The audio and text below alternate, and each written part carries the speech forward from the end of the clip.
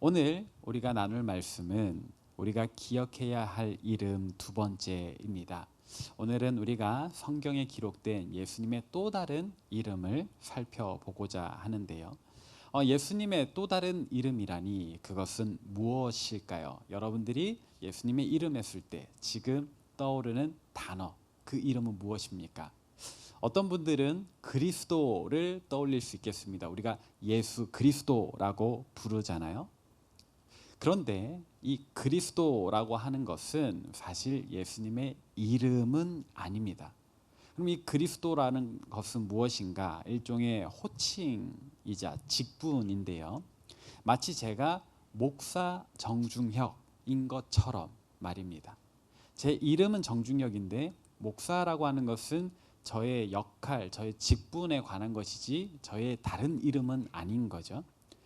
예수 그리스도도 마찬가지입니다. 예수라고 하는 것은 그분의 이름입니다. 근데 그리스도는 그분의 이름이 아니라 그분의 직분, 역할을 나타내는 거죠. 자, 그런데 이 그리스도라고 하는 것은 딱 한 분께만 붙여요. 우리 교회만 해도 목사는 여러 명이죠. 다만 그리스도는 2000년 전에 유대 땅 베들레헴에 오셨던 그 한 분께만 붙이는 직분입니다.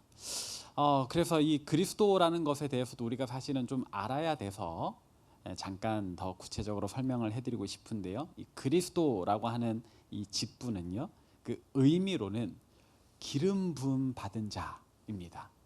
말 그대로 기름 부음 받은 자라는 헬라어예요. 예수라는 이름이 우리 지난주에 헬라식 이름이라고 했잖아요. 그리스식 이름. 그리스도라는 단어도 이 헬라식 단어입니다. 예수 그리스도에서 그 의미는 우리말로는 기름 부음 받은 자다. 근데 유대인들 전통에 이 특별히 기름 부어서 어떤 자리에 세워주는 사람이 세 존재가 있거든요. 첫 번째는 왕입니다. 왕을 세울 때 그 머리에 기름을 붓습니다. 사울 왕이 세워질 때도 기름을 부었고 다윗이 세워질 때도 기름을 부었고, 옛날에 사울 왕에게 다윗이 미움받아서 쫓겨다닐 때 다윗이 광야에서 사울 왕을 죽일 수 있는 기회가 몇 번 있었거든요. 근데 다윗의 부하들이 사울 죽이기를 권고했을 때 다윗이 뭐라고 거절했냐면 여호와의 기름 부음 받은 자를 내가 죽일 수 없다라고 이야기를 합니다. 그렇게 왕은 머리에 기름을 부어서 세우는 하나의 직분입니다. 두 번째는 제사장입니다. 하나님 앞에 거룩한 직무를 담당하는 제사장을 세울 때에 그 머리에 기름을 부어서 제사장으로 임명을 합니다. 마지막 세 번째는 좀 특별한 직분인데 선지자입니다.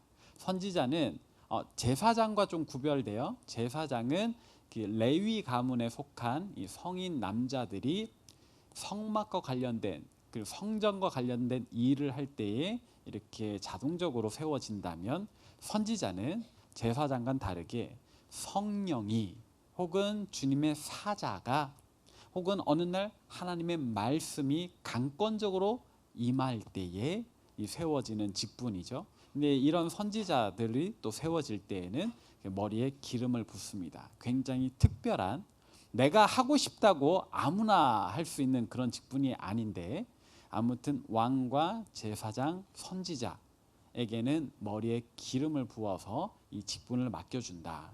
근데 예수님께서는 특별히 그리스도로서 이 세 직분을 모두 수행하시는 유일한 분이 되세요. 하나님의 아들로서 이 세상을 다스리고 통치하는 왕이신 예수님이시면서 또 우리의 모든 죄를 사하는 그 단번에 드리는 영적 제사로 그 제사장의 직분을 수행하시고, 또 하나님의 뜻을, 그 말씀을 우리에게 선포하시는 선지자로서의 직분을 예수님께서는 다 감당을 하시죠.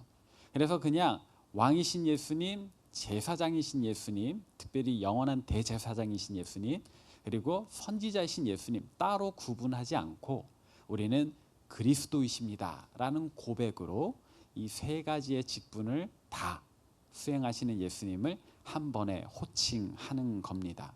자, 그런데 또 예수님이라고 했을 때 예수님 당시 사람들은 예수님을 어떤 존재로 여겼죠? 메시아라고 했죠. 그럼 우리가 또 이 메시아, 예수님을 가리키는 용어인 메시아에 대해서도 한번 생각해 볼 필요가 있는데, 메시아는 예수님의 이름일까요? 아니겠죠.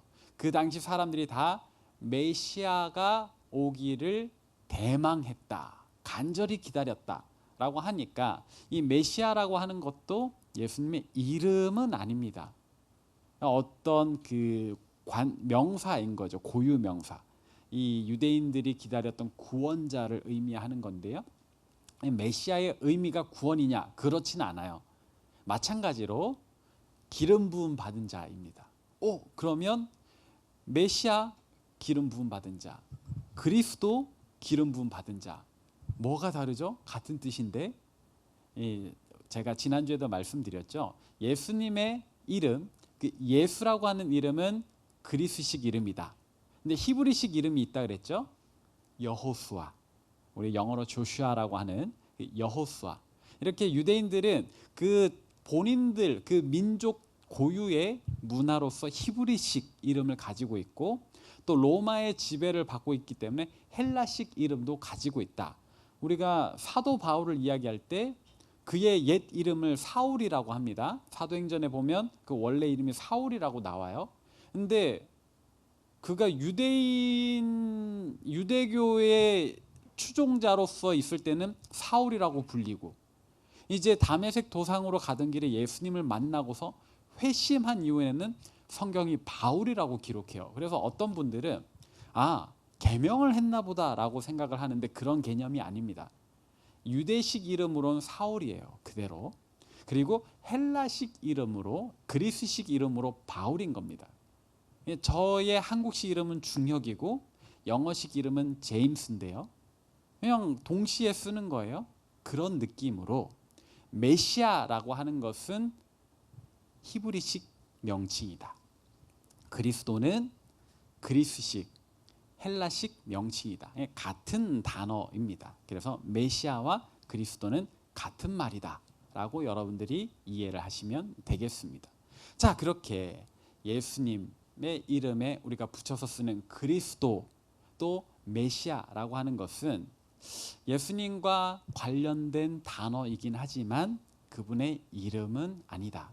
그러면 오늘 말씀의 제목이 우리가 기억해야 할 이름인데, 그 이름은 무엇일까요? 오늘 본문 말씀에 나와 있는데 같이 한번 읽어보도록 하겠습니다. 오늘 본문이 마태복음 1장 22절 23절 같이 읽습니다. 시작. 이 모든 일이 된 것은 주께서 선지자로 하신 말씀을 이루려 하심이니, 이르시되 보라, 처녀가 잉태하여 아들을 낳을 것이요 그의 이름은 임마누엘이라 하리라 하셨으니, 이를 번역한즉 하나님이 우리와 함께 계시다 함이라. 아멘. 자, 여기 보니까 예수님 태어나시기 훨씬 오래 전에 이미 선지자를 통해서 그 구원자 메시아의 이름이 예고되어 있습니다. 그 이름은 뭐죠? 임마누엘이다. 임마누엘이라고 하는 그 이름이 명시가 되어 있어요. 그리고 그 이름의 의미는 뭐라고요? 하나님이 우리와 함께 계시다. 이 예언을 한 선지자의 이름은 이사야입니다. 이사야는 주전 700년에 살았던, 그러니까 예수님 태어나시기 700년 전에 살았던 사람이 이미 예수님의 탄생을 예언을 해줬어요. 이사야서를 읽어보면 이 예수님에 대한 예언을 이사야가 굉장히 많이 했다라는 것을 알 수 있는데, 다만 그 예수라는 이름보다는 임마누엘이라고 하는 이름으로 예언을 했다라는 겁니다. 그러면 어떤 의미에서는 이사야 예언이 틀린 것 아닐까요? 구원자가 태어날 거다라는 사실은 맞췄지만 그 이름은 틀렸잖아요. 그러나 우리가 그렇게 접근하기보다는, 우리가 그 구원자 이름을 예수라고 부르는 것은 그 당시에 예수님 부모님께 천사가 직접 이야기해 주는 이름이라 그렇게 붙여졌겠다. 또는 예수님께서 그 살아있는 동안에 공생의 사역 동안에 이루실 일, 우리를 구원하시는 그 사명과 관계된 이름으로 붙여졌다라고 보고, 이사야가 예고했던 임마누엘이라고 하는 것은 그 예수님의 사명을 통해서 나타나는 우리를 향한 하나님의 사랑을 전해주는 이름이다 라고 보시면 되겠습니다. 다시 한 번 더, 임마누엘은 우리를 향한 하나님의 사랑을 나타내는 이름이다. 이것이 무슨 이야기인가 싶을 수 있는데요, 좀 어려운 이야기일 수 있지만 하나님의 속성을 우리가 살펴볼 필요가 있습니다. 여러분, 하나님은 어떤 분이십니까? 성경에 나타나는 하나님, 첫 번째는 창조주 하나님이시죠. 태초에 하나님이 천지를 창조하시니라. 하늘을 만드시고 땅을 만드시고 바다를 한 곳으로 모이게 하시고, 그리고 공중의 새와 육지의 모든 생물, 바다의 물고기까지, 마지막 날에는 저와 여러분과 같은 사람을 창조하시기까지, 이 창조주 하나님이 성경에 그려지는 첫 번째 하나님의 모습입니다. 두 번째, 우리 하나님은 어떤 분이신가요? 공의의 하나님이십니다. 공의라는 단어를 쓸 때는요, 꼭 연결 지어야 되는 단어가 하나 더 있습니다. 바로 죄입니다. 공의라고 하는 것은 공정하고 의로운 이란 뜻이에요. 죄라고 하는 것은 이것과 반대되는 개념이죠. 대표적인 사건이 뭐죠? 아담과 하와의 범죄.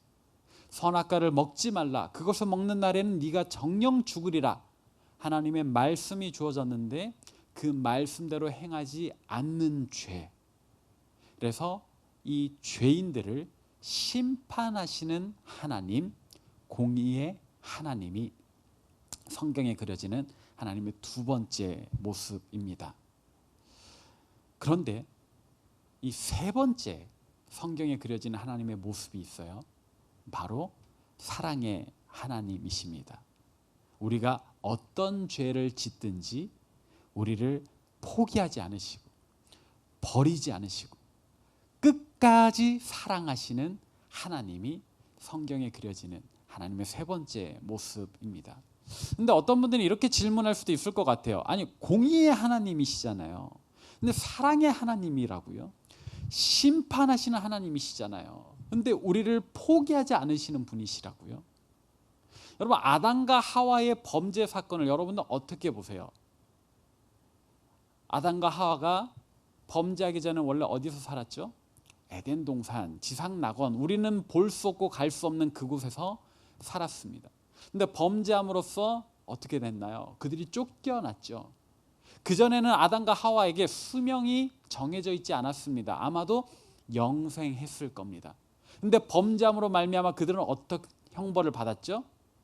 흙에서 왔으니 흙으로 돌아갈지라, 죽음을 선고받습니다. 또 여러분이 창세기 그 2장 3장을 잘 읽어보세요. 거기 보면 하나님께서 이런 말씀도 하세요.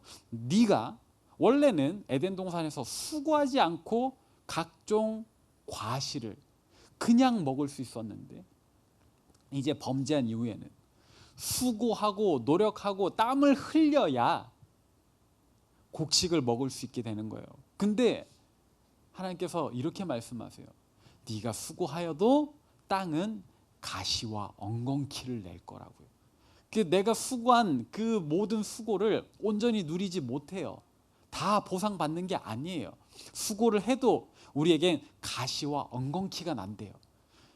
좀 너무 무거운 형벌인 것 같아요. 그냥 그 뭐 사과인지 뭔지 아무튼 그 선악과 하나 따먹은 결과치고는 너무 무거운 형벌이 아담과 하와에게 주어진 것 같지 않나요? 공의의 하나님, 심판하시는 하나님이라서 그렇게 무거운 형벌을 주신 것 같아요. 그런데 지금 우리는 어떤 하나님을 이야기하고 있나요? 사랑의 하나님을 이야기한단 말이죠. 이게 사실 말이 안 되는 것 같지 않나요? 충돌하지 않나요? 어떤 이들은 이것을 많이 어려워하더라고요. 어떤 책 기억납니다. 꽃으로도 때리지 말라.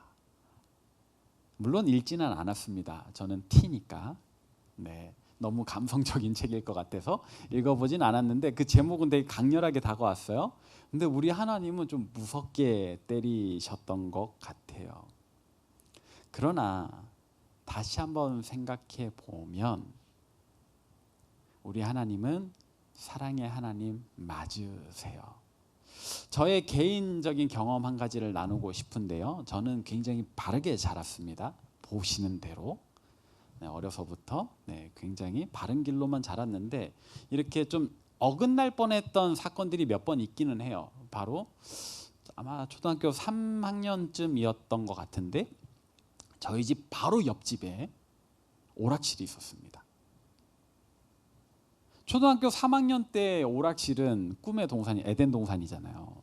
너무 가고 싶은데 그때 저희 집이 좀 어려웠어요. 그래서 저는 용돈이 없었습니다. 그러니까 이제 오락실에 기웃거리기만 하지 게임을 할 수는 없는 거죠. 근데 원래 그런 애들이 사실 이제 오락실 제일 재밌게 다니긴 해요. 돈이 없으니까 막 누가 하는 거 옆에서 보고 몇 시간을 봐도 재밌고 부럽고 막 이런데 하루는 사건이 일어났습니다. 아마 저랑 비슷한 또래 여자애였던 것 같은데 동전을 이만큼 쌓아놓고 게임을 하는 겁니다. 너무 부러워요. 진짜 지지리도 못하는데 쌓아놓은 동전을 계속 넣으면서 그 게임기 하나에서 일어나질 않는 거예요. 너무 부러웠어요. 근데 꽤 오래 했던 것 같아요. 그리고 이 여자애가 갑자기 일어나서 화장실을 가는 겁니다.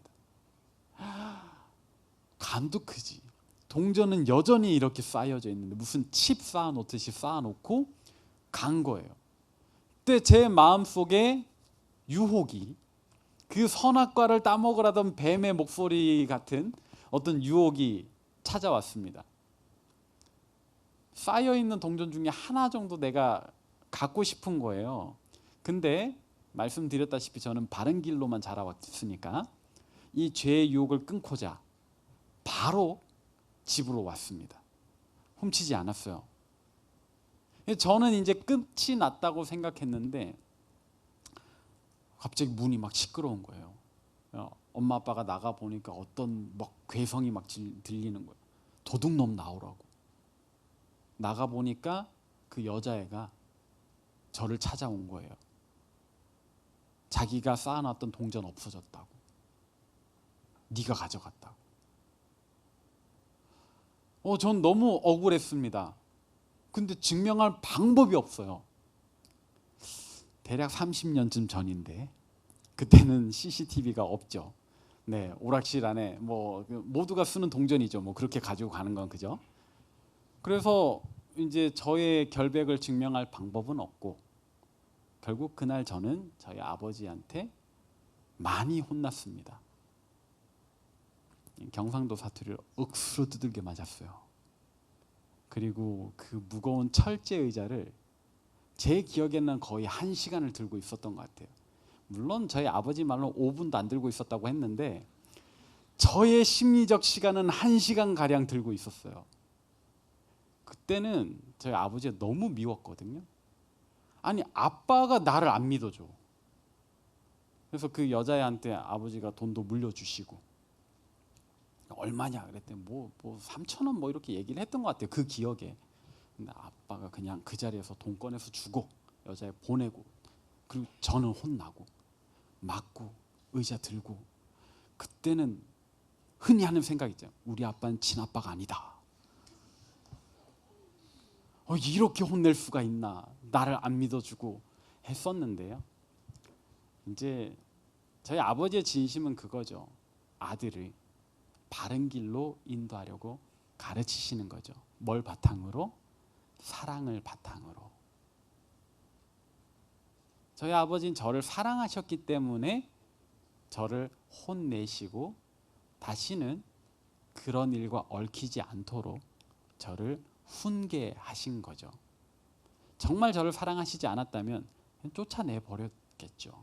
키우지 않고. 자, 이쯤 오니까 이런 생각이 듭니다. 그건 목사님 개인의 경험이죠. 아담과 하와 이야기하고는 무게가 다르잖아요. 차원이 다르잖아요. 하실 수 있는데요. 여러분 잊지 마십시오. 아담과 하와 사건에서도요.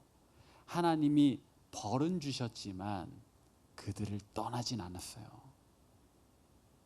아담과 하와가 선악과를 따먹고 나서 깨닫습니다. 자신들이 벗은 몸이라는 것을. 그전에는 알지 못했고 부끄러워하지 않았는데 선악과를 먹고 나니까 눈이 밝아졌어요. 그리고 수치심이 들기 시작하는 거예요. 그들이 얼기설기 급하게 만든 무화과 나뭇잎 치마, 사실 바람 불면 곧 없어져 버릴 되게 의미 없는 치마거든요. 그들의 수치심을 가리기 위해서 최초의 목숨을 취하는 사건이 일어나는 겁니다. 가죽옷을 지어 입힌다. 근데 성경 보세요. 그 가죽옷을 누가 만드셨나? 하나님 만드셨어요. 범죄한 건 아담과 하와인데요. 수치심을 그들 스스로 만들어낸 건데요. 그 수치심을 가리게 하시려고, 그들이 더 이상 수치스러워하지 않게 하시려고 그들을 감싸주신 건 하나님이세요. 에덴 동산에선 쫓아내셨죠. 그러나 여러분 잊지 마십시오. 아담과 하와가 이후로 계속 생활을 영위하게끔 하나님 늘 함께 하십니다. 심지어 그들의 자녀들 가인과 아벨도 생각해 보세요. 여러분 가인은요 하나님 음성을 직접 듣는 사람이에요. 가인과 아벨이 동시에 하나님을 예배했지요. 가인은 자신이 지은 곡식으로, 아벨은 자기가 기른 양으로. 아벨의 예배는 받으셨습니다. 여러분 아담과 하와의 범죄 이후에 아벨의 예배를 하나님 받아주신다니까요. 그들을 떠나지 않으셨다니까요. 계속 그들과 함께하고 계셨다고요. 우리는 아담과 하와가 쫓겨났다, 죽게 됐다, 어떤 고생을 하게 됐다, 그 형벌에만 집중하는데요. 여전히 함께 하시는 하나님에 대해서는 주목하고 있지 않아요. 근데 우리의 시선을 바꿔야 돼요. 혼은 내셨으나 여전히 함께하고 계시더라. 심지어 가인이요 악한 마음 품잖아요. 자기 동생 죽여버리겠다 할 때 하나님께서 가인에게 직접 말씀하십니다. 너 그런 마음 품지 마. 죄가 너의 마음 문에 엎드려져 있지만 너는 오히려 죄를 다스려야 된다. 하나님께서 그를 만류하신다니까요. 정말로 아담과 하와가 범죄하여 하나님께서 그들을 미워하셨고 그들을 버리셨다면 아벨의 예배를 받으셨을 리가 없다. 가인이 범죄하려고 할 때 그를 만류하셨을 리 없다. 여전히 함께하고 계셨기에, 그들의 삶에 밀착해서 함께 계셨기에 이 모든 역사가 일어나는 거죠.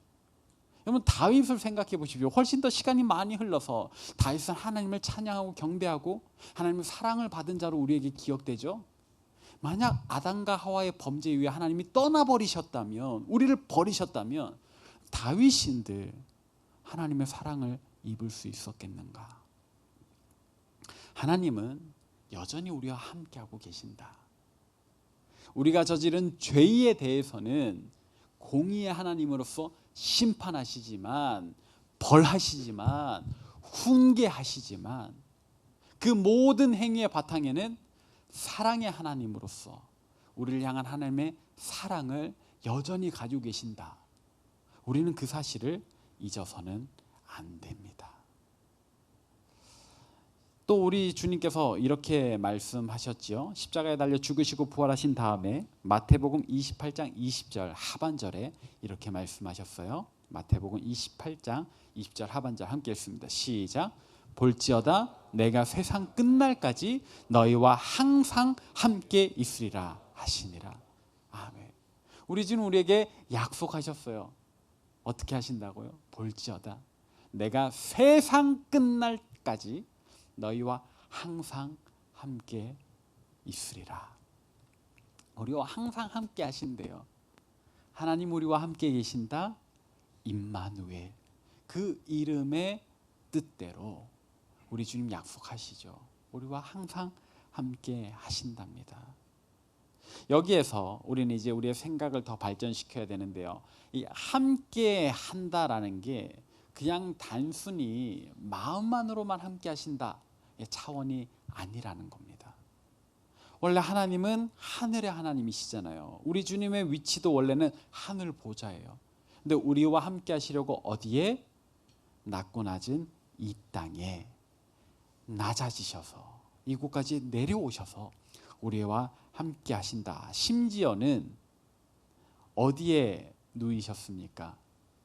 마구간 말구유에. 말구유라는 게 그냥 흔히 말하는 말밥통이죠. 말밥통에 누이셨다. 근데 우리는 우리 예배 시작 전에 화면으로도 보면 그 장면 되게 예쁘게 그려지잖아요.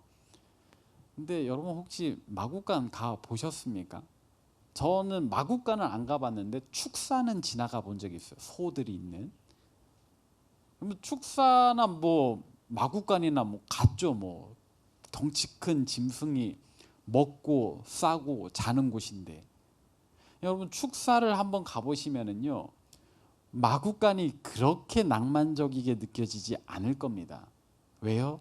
냄새가 장난이 아니에요. 뭐 소든 말이든 그 큰 짐승이 싸는데 얼마나 많이 싸겠어요. 진짜 심각해요. 저는 자녀는 아직 없고 강아지를 한 마리 키우고 있습니다. 그 강아지를 유기견 보호센터에서 데리고 왔는데요. 데리러 가던 날의 충격이 아직도 생생해요. 그 작은 강아지들이 이렇게 케이지에 이렇게 있는 공간에 들어가는데 거기만 해도 냄새가 전 되게 충격적이었고, 그래서 더 안타까운 마음이 들어서 저희 강아지를 데리고 왔는데, 소가 머무는 그 축사는요, 그 상상을 초월해요. 제가 이전에 섬겼던 교회에서 어떤 장로님께서 귀농을 하셨습니다. 뭐 귀농이라고 해도 본인이 막 그렇게 막 농사를 짓거나 하진 않는데, 이제 집을 시골로 이사를 하신 거죠. 한 400m 정도 앞에 이제 그 축사가 있었어요. 그래서 제가 신방을 갔는데 차에서 내려서 들어갈 때는 정신없이 들어가서 몰랐는데 장로님과 권사님이 창문을 안 여시는 거예요. 이렇게 신방을 하는데 여름에. 그래서 권사님 뭐 안 답답하세요? 창문 좀 열까요? 했는데 권사님이 주방에서 뭘 요리를 하시다 뛰어나서 목사님 안 돼요 이러는 거예요. 왜요? 그랬더니 열어보세요. 열었다가 한 10초 만에 다시 닫았어요. 그 한 4, 5m 떨어져 있는 축사에서 나는 냄새가 너무 역겨워요. 깜짝 놀랐어요. 그래서 모두의 식욕이 떨어져 가지고 그날 식사하는데 되게 죄송했는데, 근데 예수님께서 하나님의 아들이신 그분이 이 땅에 우리와 함께 하시려고 오셨는데 어디에 오셨다고요? 그런 냄새 나는 지저분한 마구간으로 오셨다? 우리와 함께 하시기 위해서? 저는 우리와 같은 레벨도 아니라고 생각해요. 더 낮은 곳으로 오셨다. 우리가 사는 우리의 생활 레벨보다도 훨씬 더 낮은 데까지 오셨다. 왜? 우리를 용납하시려고. 실제로 예수님께서는 사회적으로 대단한 사람들만 만나지 않으셨죠. 온 땅, 온 지역을 다니시면서 가난한 사람, 병든 사람, 심지어는 귀신 들린 사람도 만나셨는데, 여러분 누가복음에 보면 예수님을 제일 먼저 경배하러 간 사람들에 대한 기록이 있습니다. 누구죠? 동방박사보다 저는 먼저 왔을 거라고 생각해요. 목자들입니다. 목자들이 밤에 들에서 양을 치는데 호련히 천군 천사가 나타나서, 우리가 아는 대로 지극히 높은 곳에서는 하나님께 영광이요 땅에서는 사람들의 평화로다 노래하면서 목자들에게 예수님의 탄생을 알리죠. 오늘 밤 너희를 위하여 구주가 나셨으니. 그 소식을 듣고 목자들이 예수님을 경배하러 베들레헴에 찾아오지 않습니까? 여러분 목자들이요, 예수님 만나러 간다고, 구주 만나러 간다고 갑자기 막 양복 꺼내 입고 그렇게 방문했을 것 같나요? 저는 예전에 이스라엘 성지 순례를 가서 베두인 목자들을 본 적이 있습니다. 우리 청년들 중에서도 이스라엘 가신 분들이 있던데 목자들을 보셨는지 모르겠어요. 그들의 겉모습이 어떻던가요? 미안하지만 우리 목자들이나 거지들이나 행색은 비슷해요. 왜? 목자들도 노숙하기 때문에.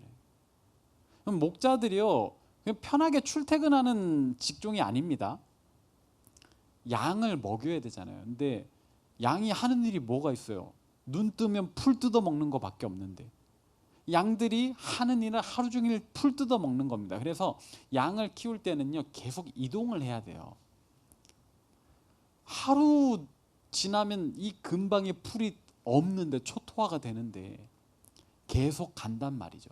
그래서 그때 가이드의 설명으로 목자들은요, 한 번 길을 나서면 적어도 3개월, 길면 1년까지 집을 떠난다고 해요. 근데 목자가 양들 들에 냅두고 혼자 호텔 가서 모텔 가서 잘 수 있겠어요? 밤사이에 무슨 일이 일어날 줄 알고? 그래서 양들 사이에서 같이 자는 거예요. 그러니까 말 그대로 노숙, 이슬 맞아 가며. 그러니까 그 몸에서 나는 악취 장난 아닙니다. 여러분, 양조차도 냄새가 나요. 우리 하얀 털 가진 예쁜 양 없어요, 세상에. 그건 여러분들이 그려내는 상상의 동물입니다. 실제로 이스라엘 가서 만나는 양은 진짜 꾀죄죄하고 더러워요. 목자들은 그 사이에서 부둥켜 안고 자요. 몇 개월을? 최소 3개월, 길면 1년까지. 여러분, 그런 목자들이 천사를 만났다. 근데 언제쯤 된, 집 나온 지 얼마나 된 목자가 천사를 만났을까요? 오늘 질문해 볼 수 있죠. 근데 성경이 답을 주지 않으니까 목자들이 집 떠난 지 한 6개월쯤 된 시점에 천사를 만났다, 뭐 이런 얘기가 없으니까 우리가 그냥 생각만 해보는 건데, 그날 출발했다고 칩시다. 오늘 아침에 집을 나왔어. 그리고 그날 밤에 천사를 만났어. 그런 목자인들 깨끗할까요? 어차피 나와서 1년을 노숙할 건데 깨끗한 옷 입고 나올까요? 그냥 흔히 말하면 작업복, 지난번 양칠 때 입었던 옷 그대로 입고 나왔겠죠. 얼마든지 더러워져도 되는 옷. 그런 옷을 입고 있던 목자들이 천사들의 소식을 듣고 예수님을 만나러 갔다. 예수님은 그들의 경배를 받으셨다. 또 누군가는 질문할 수 있습니다. 뭐 아기 예수님이신데, 애기인데 누가 온들 뭘 아실까? 그죠? 아니요, 저는 그렇게 생각하지 않아요. 천사들이 기꺼이 이 목자들을 예수님의 생일 파티에 초대했다라고 저는 믿습니다. 그렇지 않나요? 굳이 천사들이 나타나서 오늘 밤 너희를 위하여 다윗의 동네에 구주가 나셨으니 소식을 전했잖아요. 목자들이 그 소식을 듣고 예수님 만나러 가잖아요. 하나님의 초대가 어떤 의미에서는 저와 여러분은 하루도 견디지 못할 그 험한 일하는 목자들에게 주어졌다. 우리 주님께서 그들을 만나길 원하셨다. 혹은 그들을 만나시는 것을 기뻐하셨다. 그렇기에 여기 있는 저와 여러분 중에 누구도 우리 주님께서는 거절하지 않으신다. 우리를 다 받아주신다. 우리와 함께 하신다. 그 사실을 믿는 저와 여러분 되시기를 바랍니다. 그런 예수님을 생각할 때요, 저는 이 찬양이 많이 떠올랐어요. 위러브의 시간을 뚫고라는 찬양인데요, 가사는 이렇습니다. 당신은 시간을 뚫고 이 땅 가운데 오셨네. 우리 없는 하늘 원치 않아 우리 삶에 오셨네. 자신의 편안 버리고 우리에게 평안 주셨네. 가장 낮은 자의 모습으로 우리 삶에 오셨네. 하나님, 우리와 영원히 함께 하시네. 꿈 없는 우리에게 그 나라 보여주시네. 연약한 자들의 친구가 되어주시고 힘없는 우리의 인생을 위로하시네. 예수님께서 이 땅에 오신 이유가 뭐라고요? 우리가 없는 하늘을 원치 않으셨다. 그냥 이 땅 위에라도 우리가 있으니까 오셨다. 거기 가만히 계셨으면 편안하셨을 텐데 우리 없이 편안한 거 싫으셔서 우리에게 평안 주시려고 이 고통스러운 땅으로 내려오셨답니다. 물론 이 가사는 성경 구절 그 자체가 아니라 작사가가 성경 구절을 토대로 묵상한 내용이겠지만은 참 성경적인 내용을 잘 담은 것 같아요. 이 가사처럼 하나님 우리를 이처럼 사랑하사 우리와 함께 하시는 줄로 믿습니다. 우리와 함께 영원히 우리를 죄악 가운데 내버려 두지 않으시고 하나님의 평안 가운데 거하시도록 또 영광스러운 하나님 나라 꿈꾸게 하시는 줄로 믿습니다. 그러므로 우리는 2000년 전에 우리를 구원하시기 위해 이 땅에 오셨던 예수라는 그 이름과 또 우리와 함께 하신다는 그 임마누엘이라는 이름을 늘 기억하고 예수님의 백성답게 살아가기를 원합니다. 그것이 성탄절을 앞둔 이 성탄절 전야에 저와 여러분에게 주시는 하나님의 음성인 줄로 믿습니다.